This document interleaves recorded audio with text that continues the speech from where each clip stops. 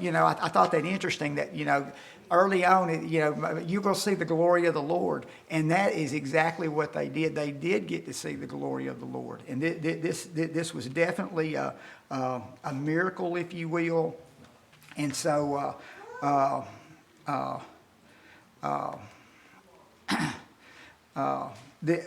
I'll go ahead. The Lord said to Moses, "Tell Aaron and his sons that this is how they are to bless the Israelites. The Lord bless thee and keep thee. The Lord make his face shine upon thee and be gracious unto thee. The Lord lift up his countenance upon thee and give thee peace."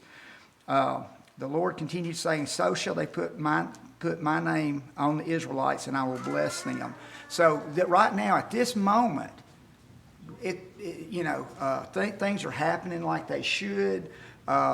They are, again, the service is being set up. The priesthood is now in effect. And then we get to Nadab and Abihu. And you remember you had Aaron, Nadab, Abihu, Eleazar, and Ithamar. That was the Aaron and his sons. Well, here in Leviticus, if you're in Leviticus, we'll go ahead and read verses 1 through 3 here. Then Nadab and Abihu, the sons of Aaron, each took his censer and put fire in it, put incense on it, and offered profane fire before the Lord, which he had not commanded them. So the Lord went out so fire went out from the Lord and devoured them, and they died before the Lord. And Moses said to Aaron, "This is what the Lord spoke, saying, by those who come near me, I must be regarded as holy, and before all the people, I must be glorified." So Aaron held his peace. So you see that this is something that this is right very early on. And I'm going to read what Bob has to say here. Nadab and Abihu, the two of Aaron's sons, each took his censer, a metal bowl. I guess we know what a censer is, and put coals in it, added incense, and offered strange fire, which the Lord had not commanded. Promptly fire came out from before the Lord and burned them to death. The thing about it is, we see the death of Nadab and Abihu occurred between the offering of the goat for the sin offering and the eating of the flesh of the sin offering by the priest. This means it occurred immediately after the consecration process was ending and the normal priestly duties were beginning. And do you remember what the Lord would tell them? Do it this way. And what do you remember the instruction that would kind of follow that up? Make sure you do it this way. And there was a reason behind that. Yeah, but lest you die. And you're right, it's a pattern. You follow the pattern, lest you die. Now we get to see where that is exactly what happened, lest you die. And so we'll go ahead and read in Leviticus 10, 4 through 7. Then Moses called Mishael and Elzaphan, the sons of Aziel, the the uncle of Aaron, and said to them, "Come near, carry your brethren from before the sanctuary out of the camp." So they went near and carried them by their tunics out of the camp, as Moses had said. And Moses said to Aaron and Eleazar and Ithamar, his sons, "Do not uncover your heads, nor tear your clothes, lest you die, and wrath come upon you. Wrath come upon all the people. But let your brethren, let the whole house of Israel bewail the burning which the Lord has kindled. You shall not go out from the door of the tabernacle of the meeting, lest you die, for the anointing oil of the Lord is upon you." And they did according to the word of Moses. And I have no doubt that they definitely did that. And I want to come back and touch on that about that profane fire. Well, what does the word profane mean? I mean, that's what the New King James Version uses. Profane. If something's profane, yes. Strange, polluted. It's contaminated. It's polluted. There's something wrong with it, and so there's no doubt. We'll go ahead and read a few more verses, and then I will come back and kind of touch on that. And kind of something that Aaron's about to do as well. And And the Lord spoke to Aaron, saying, drink no wine or strong drink. Drink no wine or strong drink, you or your sons with you, when you go into the tent of meeting. Again, notice that, lest you die. It shall be a statute forever throughout your generations. You are to distinguish between the holy and the common, between the unclean and the clean. You are to teach the people of Israel all the statutes that the Lord has spoken to them by Moses. And Moses diligently sought the goat of the sin offering, and behold, it was burnt. And he was angry with Eleazar and Ithamar, the sons of Aaron, which were left alive, saying, wherefore have you not eaten the sin offering in the holy place, seeing it is most holy? And God has given it you to bear the iniquity of the congregation, to make atonement for them before the Lord. Behold, the blood of it was not brought in within the holy place. You should indeed have eaten it in the holy place, as I commanded.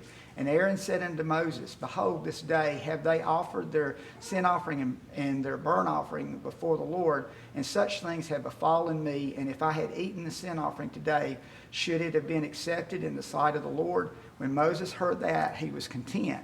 So we see another situation here that looks like, have y'all not learned anything? And I wanted to read this right here. Oh, any thoughts on that before I read or anything? I didn't know if anyone had a comment. The sin of Nadab and Abihu was in offering strange fire before the Lord, which he had not commanded. Yet it was after the death of Aaron's two sons, and that's Leviticus 16:1, that God's instructions are recorded that the coals to burn the incense were to come from the altar of burnt offering. These instructions are given in the context of the Day of Atonement, and that's 2 through 3, 6 through 10. The high priest was to take the incense in with him when he took the blood of the bullock, and that was the sin offering for himself into the most holy place. Now it may be inferred that this command meant that under ordinary circumstances as well, the coals of burning incense had to come from the altar of burnt offering. But there is no specific command to that effect recorded before these men died. Therefore, there is uncertainty about exactly what made the fire used by Nadab and Abihu strange. Fire, except that it was not what God commanded. Strange incense would be incense prepared differently from the way God had prescribed. And that goes back to Exodus 30 and verse 9. There are two possible explanations. One is the more traditional one, that Nadab and Abihu sinned by using fire from some source other than the altar of burnt offering. This position is supported by the fact that the sin was in the offering of strange fire, which the Lord had not commanded. The problem with this position is that we find no command given on the subject until after the deaths of Nadab and Abihu. Nevertheless, it could be inferred that since they offered fire which God had not commanded, that there was a fire which God had commanded. So they weren't just, you don't just make it up as you go along. So while there's if God says get it from one place, it kind of excludes everything else. I'll just do that in.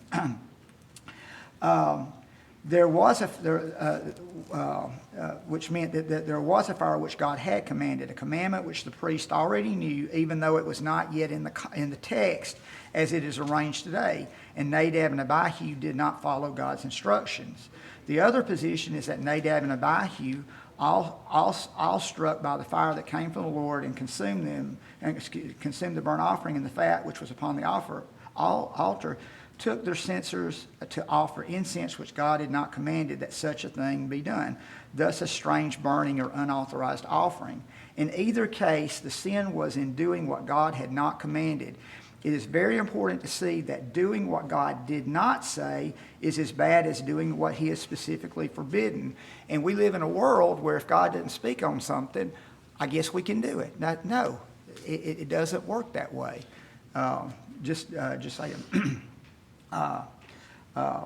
There is no question about God's right to destroy these men. They had been disobedient. They had ignored God's rules, so they deserve punishment. The only question we raise is exactly which rule they had disobeyed.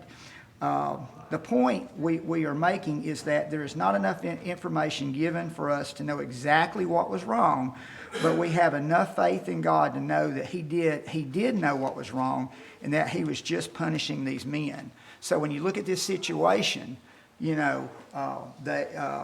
whatever they did, if they got the fire from the wrong place, if they knew there was a specified place, if you get it from any other, is it okay to get it from any other source? Well, of course not. He specified the one, or if it had been the incense. But the second thing there I wanted to bring up about, Aaron in that situation, when Moses asked why the meat of the sin offering had not been eaten, any reason that sounded as if Aaron were saying, we did not feel like it.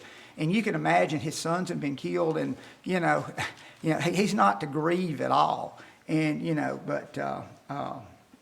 but anything that sounded like Aaron was saying, we did not feel like it, would have not been accepted by Moses. The point was that Aaron, along with Eleazar and Ithamar, felt defiled by the sins of Nadab and Abihu and did not feel worthy to eat the sin offering. This answer was the only one that would have satisfied God and Moses. So you see a humility on their part. They feel under the circumstances they're not worthy. And so, and I'll go ahead and read this too. If that's, God did not continue striking priests dead every time they disobeyed him. The point was that this sin occurred immediately after the consecration and just as the priests were beginning their new work. If God had made his point, if God had not made his point now that he demanded careful observance of his rules about sacrifices, then the negligence would have multiplied from the first. And you see that in anything. If you set down something and people just run over it, if you don't say something, well then, what good is God wanted the point made, and he did. A parallel account occurs in the New Testament when Ananias and Sapphira were struck dead when they lied about the money they had received for the land they had sold, and that's in Acts 5, verses 1 through 11. Again, that event was very soon after the new covenant had been set into effect, and God was making his point that he demanded his children act the part. That we can't get away with just anything. And one of the things, God doesn't continue striking down, like today, there are people doing all kinds of things. God's not just striking people down, but just starting in the priesthood, and he makes it lest you die. Well, now they get to see a firsthand God means exactly what he says. And then again, I think that's a good parallel looking at the New Testament, Ananias and Sapphira. Right out of the gate, and then, as his new covenant's beginning, and then people are just, we can get away with whatever. No. So just saying. So is there any questions or thoughts on that before we move on to the next point? All right. Well, so we see the priesthood has been set up. We already have a serious situation that happens right off, but at least it seems like Aaron's got a good attitude now. Losing his sons, he's doing what God commands, to stay where he's supposed to. They're not to grieve. Let the children of Israel do that. And then we come to blasphemy and its punishment in Leviticus 24. And if you turn over to Leviticus 24, and we're going to read that, but it starts in verse 10, and it's here on the screen here. I'll go ahead and start. Now an Israelite woman's son, whose father was an Egyptian, went out among the people of Israel, and the Israelite woman's son and a man of Israel fought in the camp. And the Israelite woman's son blasphemed the name and cursed. And I think the implication there is blaspheme the name of the Lord. Then they brought him to Moses. His mother's name was Shelemith, and the daughter of Dabri of the tribe of Dan. And they put him in custody till the will of the Lord should be made clear to them. And so the Lord spoke to Moses, saying, "Bring out of the camp the one who cursed, and let all who heard him lay their hands on his head." So these would be the witnesses, those who heard him do this, and let all the congregation stone him. and speak to the people of Israel, saying, whoever curses his God shall bear his sin. Whoever blasphemes the name of the Lord shall surely be put to death. All the congregation shall stone him, the sojourner as well as the native. When he blasphemes the name, shall be put to death. And so when you look at blasphemy and just how serious that is, and I won't read all of this, but if you go through here and you look at that, and I think we know what blasphemy is, and it to curse, to say things that are, especially when you talk about God, you should only hold him in the highest respect, show great reverence and carefulness. And when you don't do that and you say things, and it's amazing we live in a world that takes the name of the Lord in vain, as it were, different slang expressions and that kind of stuff. And people don't seem to, what amazes me is we seem to live, I'll hear, the radio may be on and I'll hear a song, and it talks about things that, are, there's no song, what was it, heaven is a place on earth, and I went, no it's not. And what gets me is how people so just can take things that are uncommon, and they just bring them down and make them common, if you will. And you might hear songs or read something or see something, and people just take it so casual. And and God, there are things that are uncommon, and you don't bring those down. And just saying, I think we see a lot of that around us. So how people do certain things. I'll turn over to Proverbs 24. I'll read that real quick. He who says to the wicked, you are righteous, him and the people will curse, nations will abhor him. I'll go ahead and read verse 25. But those who rebuke the wicked will have delight, and a good blessing will come upon them. There are those who, I think it was mentioned in a recent thing, who put light for darkness and darkness for light, who call good evil and evil good. I think we live in a world that just flips everything around, and you got to be very careful. To curse, a primitive root, again, a lot of things here, and so we want to lightly esteem, and so that's just some various things right there. So Moses spoke to the people of Israel, and they brought out of the camp the one who had cursed and stoned him with stones. Thus the people of Israel did as the Lord commanded Moses. And so one of the things that I wanted to read here, about this event, at some point during the months at Sinai, the time is not given, that's when this took place. Again, God was making the point that he intended his people to keep his laws. They could not expect his special blessings if they did not keep their side of the covenant. If the people had continued to administer the assigned punishments when the sin occurred, then sinful practices would have been sharply reduced, and their whole history could have been different. And if you think about that, if you look at this at our country now, and just to say this, let's say somebody gets convicted for murder, and the death penalty, now they're going to get the death penalty. How long does it take for that to usually work out generally? 10 years. Or more. I've heard of some. There's a guy now, I won't say just executed him, happened back before 2000. It was like 1997 or something that he killed somebody, did something, and it's just now. So better than 10 years, I think. Yeah, it's almost like they get sent to prison and they just they're on death row, but this death row can go better than 10 years, 20 years. So the point is, if you don't take care of and I'm talking about people. I mean, there's no question, they're guilty, but God, that's one of the things. You take care of the situation instead of just kind of letting it go. With Nadab and Abihu, if he just, don't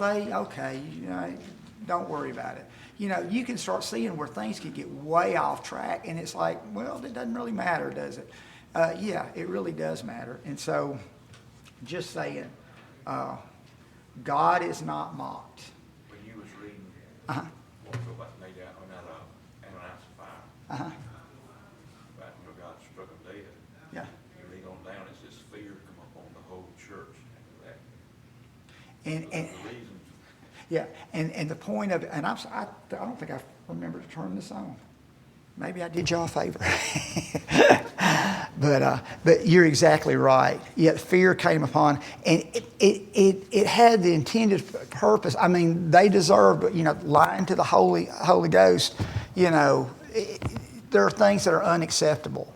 And if you bring God down, as it were, and you make it, take the uncommon and make it common, no, you don't do that. Things that are holy, things that are set apart, you don't just mix them in.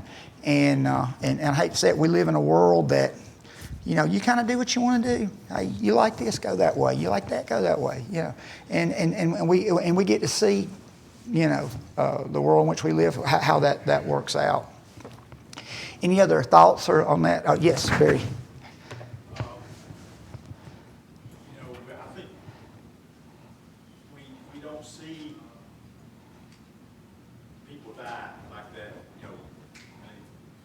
sometimes people die when they commit sin, maybe, but, you see God's perfection. We see His perfection in His judgment with Nadab and Abihu. We see His perfection in mercy to us and other people. You have to just believe that He's perfect, and that what He did there and what He does when He gives mercy, it's all perfect. And we don't have that knowledge. And part of what we do, I think, is a mistake, is to assume that. So like what Nadab and Abihu may have had in their heart, similar to what maybe Cain had in his heart, and other people throughout time. He has perfect. He's just perfect in all his judgments, whether it be that punishment right then, or if it's the extension of mercy to those who have mercy at times. I'm probably not wording that very well, but it's just to have faith that He's perfect in all that. Well, I think you're right. I think you're right. He knows exactly, the time for punishment, the time for mercy, and the thing I think about that kind of hit my mind. If people really believe, like you said, that we don't see people dying like that now, but if people really believe that eternity was before us, and they really believe that God means exactly what He said, do you think people would start like, maybe I need to know what's in there? You think there would be so many people here, you couldn't get in the building? Do you think at various places there'd be so many people that like, hey, I want to be saved. I want to know about God. I want to serve God. I want to do, all these things.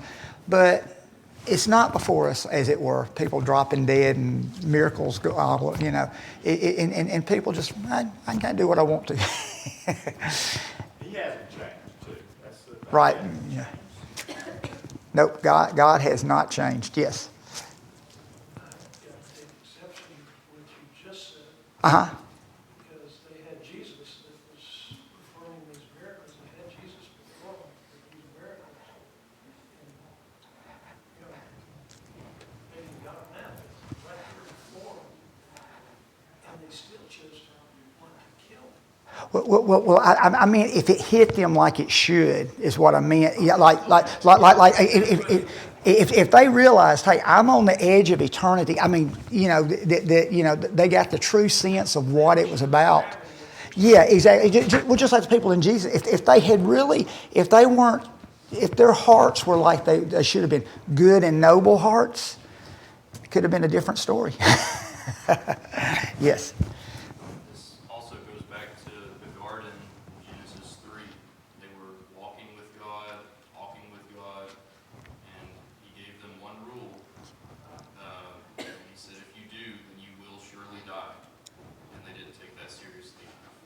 and you make an excellent point there.